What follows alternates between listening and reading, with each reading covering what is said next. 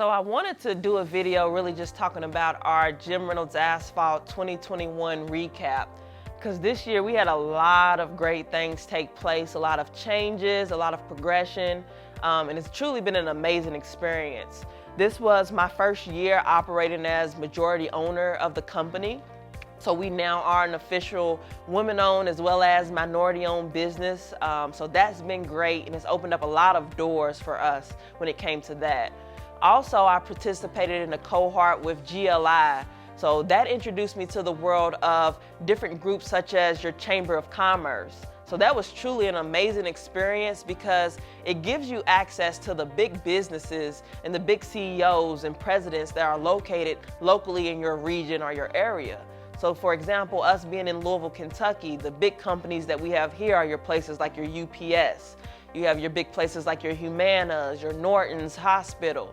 And when you are a part of these Chamber of Commerces, you have access to those people who run those businesses, who have a big leadership role and a big income role in what is produced in your area and your region. So it's truly an amazing experience with that. Also, it introduced me to just learning how to plan better. So I was able to learn how it's all about your numbers. It's all about your projections for your business, of being able to get the things that you need in order to grow. Especially as a minority-owned business, we struggle when it comes to getting financed or getting, money from banks in regards to fund our dreams or the goals that we have.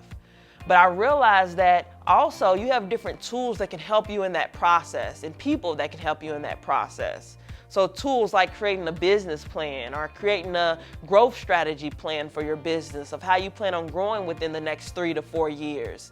All those things that you have on paper helps to where when you go, say you want to go to a bank and say, I need $100,000. If you have a plan in place that you can give to them on how that money will be used and how that money will grow, that makes them more likely to want to give you that opportunity.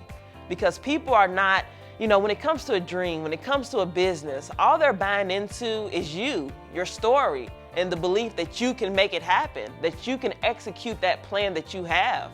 So in order to be able to say and be able to talk to where they believe that, you have to research, you have to know your product, you have to know your customers, you have to know your price points, the market, how much of the share of that market that you hold.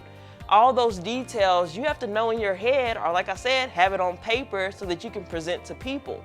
So I learned a lot in regards to that, of knowing what it was that we needed to have on paper, knowing the numbers that were important, as well as how important having an accountant is for your business. So you should be reviewing your stuff, whether it be every month or quarterly, in regards to how your business is doing, from the cash flow to the balance statements, through the profit and loss statements and things like that, of seeing when are you most making money. Like for us, it might be in the summer months. You might mostly make money in the winter time. And what do you do with that money when you're making that lump sum? Are you investing back into the business? Are you investing in other things? All those things are the details you need to know in order to strategically grow your business, because the proof's in your numbers. If you're able to sit down and ask the accountant, when do I make my most money? How many years should it be until I hire my first employee? When should I start paying myself out of the business? When should I start paying the business back? When should I start investing more in advertisement? These are all the questions you can ask when you have a good relationship with your accountant and when you know that you want to grow your business. So I really suggest, getting around people, getting a business coach, someone that can help you start thinking bigger, thinking differently, and helping you be able to put your plan in place in order to truly take action and grow to where your business is working on its own versus needing you to be there and work for it.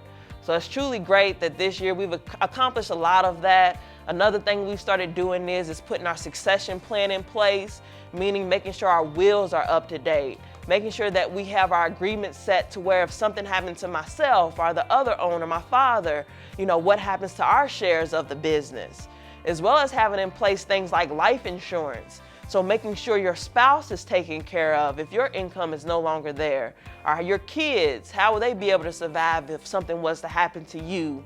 You want to have all those things in place so that you're covered on all ends, and so that you can continue to grow your business, but also so that you can make sure that you leave generational wealth.